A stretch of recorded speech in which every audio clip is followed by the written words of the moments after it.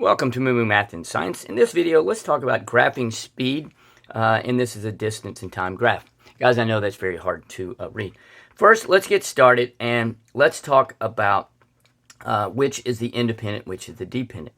In science, this is the x-axis, this is the y.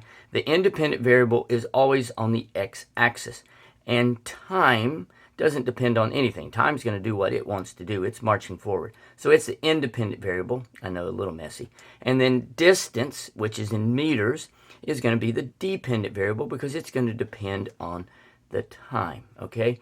The units of measure, this is meters and this is seconds. I forgot to put this on when I printed it, okay? Now, let's take a look at some of the questions that you will probably encounter. Okay, let's first look at how would you describe the motion from the 0 to A? Notice that it is a straight line and it's going up. And what has happened, it's moved in roughly 4 seconds. Okay, I'll write a 4 here. In 4 seconds, it's gone from 0 to 10 meters in constant. So it would be described as, from 0 to A, as constant. Okay, constant movement going forward. Okay, and the speed will be determined by the slope, and I'll get to that. How about from A to B? Well, let's look and see what happens from A to B. Am I still on? Yes.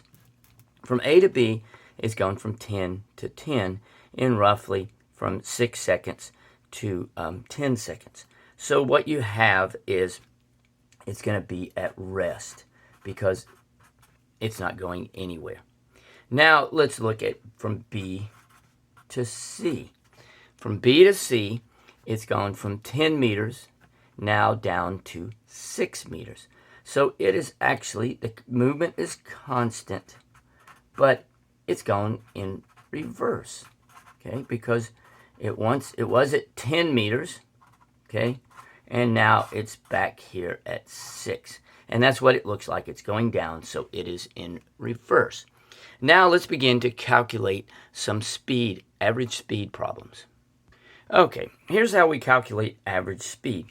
Average speed is basically the slope. And, the slope is defined as rise over the run or change in y over change, my pyramid's upside down, change in x, okay? And you can define this as y2 minus y1 over x2 minus x1. Okay, that is basically the slope, and the slope is equal to the speed. So let's go ahead and plug some things into the formula. y2 is 10, y1 is 0, okay? Make sure I'm still on here. Next, we have, now I got to look at x. X2 is 4, and x2 is 4, x1 is 0.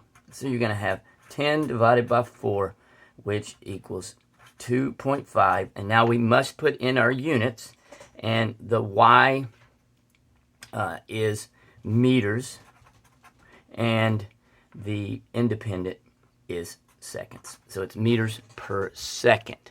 Okay, so that would be the speed from the origin to A. And I'll put 2.5 meters per second. Okay, now let's look at another one. Now let's calculate the average speed from B to C. And again, remember, we're going to do the slope. We're going to do y2 minus y1 over x2 minus x1. Okay, so y2 is 6, and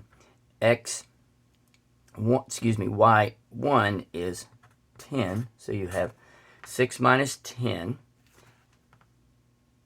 Okay, so again, we have y2 minus y1, and then x2 is, it ends up at 14 minus, and it started at 10. Okay, so now I do the math. That is negative 4 over 14 minus 10 is 4, which equals a negative 1 meter per second. So this will be a negative 1 meter per second. Okay, let me throw in one bonus very quickly. From A to B, you're basically going to go, your y2 is going to be 0 minus 0 over the x as 10 minus 4. And you know that that is going to be 0 meters per second, and that's why it is at rest. I hope that helps, and remember, kindness multiplies kindness. Be kind to someone today.